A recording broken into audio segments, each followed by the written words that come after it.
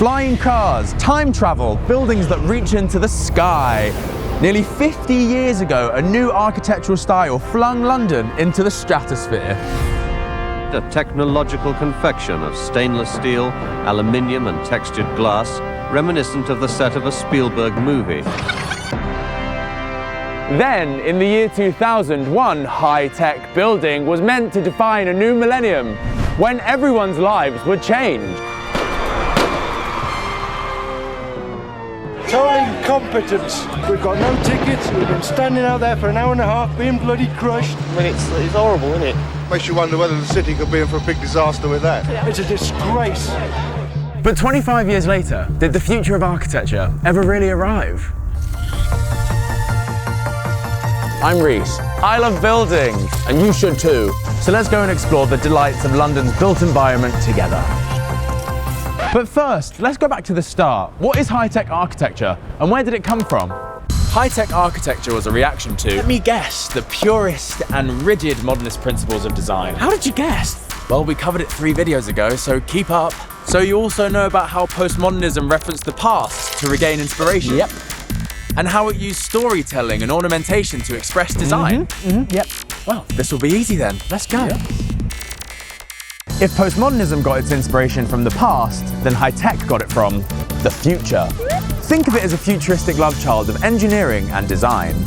It's a style where the guts of the building, the pipes, beams, and even elevators are not just visible but proudly on display, transforming modernism's function over form into function is form. The pillars of high-tech architecture are as follows. Futuristic aesthetic. Does it look like a flying car could land on it? Structure as expression, embracing the way that the building is held up. Sustainability first, because there's no high-tech future unless we do this now, is there? Inspired by industry, the futuristic turn of the last 100 years was brought on by the Industrial Revolution, so it kind of makes sense. The first high-tech building wasn't in London, it was actually in Swindon. High-tech's humble beginnings at the Reliance Controls factory would lead to iconic high-tech structures such as the Pompidou Centre, which define the style. So how did London's skyline become a shrine to high-tech architecture? Well, Richard Rogers and Sir Norman Foster, widely regarded as the fathers of high-tech architecture, are both based in London and have certainly left their futuristic stamp on the city. So let's go and explore some of London's best examples of high-tech architecture and see what makes them so high-tech. Lloyd's of London by Richard Rogers was the first high-tech building to grace London's skyline in 1978 when construction began. The design was inspired by the Pompidou Centre, also by Rogers, and Renzo Piano, who designed the Shard.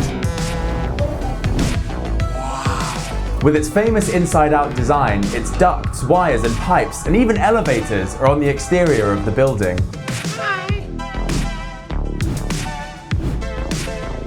This freed up internal space and celebrated industrial systems as part of the design. Whoa. Imagine seeing this in 1978, such a stark contrast to the Georgian and Baroque revival buildings of banking's past. They must have felt like they'd jumped straight into the future. Even to this day, the building still manages to feel 100 years ahead. Like all design styles on the cutting edge of their era, high-tech was no stranger to ruffling feathers. Expensive, impractical, and ultimately useless. That is not the name of my memoir, it is in fact how the press described the Millennium Dome, also designed by Richard Rogers. It's a disgrace. Nevertheless, it was praised for its innovative design, covering 80,000 square meters with no internal support structure because it uses this, a tensile structural cable system, to hold it up. That means you can fit a whole entire concert arena inside. You can also walk on the top of it. Its original purpose was to host an exhibition showcasing innovation in art, technology and design for the 21st century. But after the exhibition closed in late 2000, its future looked quite bleak. It laid empty for 2 years and there were plans to turn it into a casino or even move it to Swindon.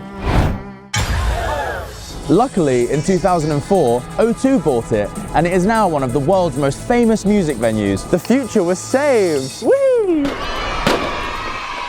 Before the Cheese Grater, the Walkie-talkie and the Shard, we had the Gherkin. Also known as 30 St Mary Axe, it was completed in 2004 and changed London's skyline and even skyscrapers forever. Designed by Sir Norman Foster, who found his success with the high-tech headquarters of HSBC in Hong Kong. He used a diagrid structure for strength and efficiency, allowing for column-free spaces. Its double-glazed facade and natural ventilation system embody a more evolved and eco-conscious approach to high-tech architecture. All in all, it paved the way, setting a new benchmark for sustainable architecture and setting in stone London's status as a high-tech, high-class destination. While other 20th century architectural movements like postmodernism or brutalism met their demise, high-tech never really died. Instead, it just evolved into biomimetric architecture, biophilic architecture, responsive architecture, algorithmic architecture, post-digital architecture, blobbertech, neo-futurism, parametricism, metamodernism, neo-neoclassicism, deconstructivism, tactical urbanism, new vernacularism, hypermodernism, critical regionalism, radical functionalism, neo-ruinism, circularism, soft brutalism. Even though we haven't got flying cars and I still haven't been back in time to see Whitney Houston in concert, high-tech architecture opened up a gateway to the possibilities of the future. But with the dawn of the internet, the iPhone, and now AI, it seems as though the future is in our hands and not in the sky.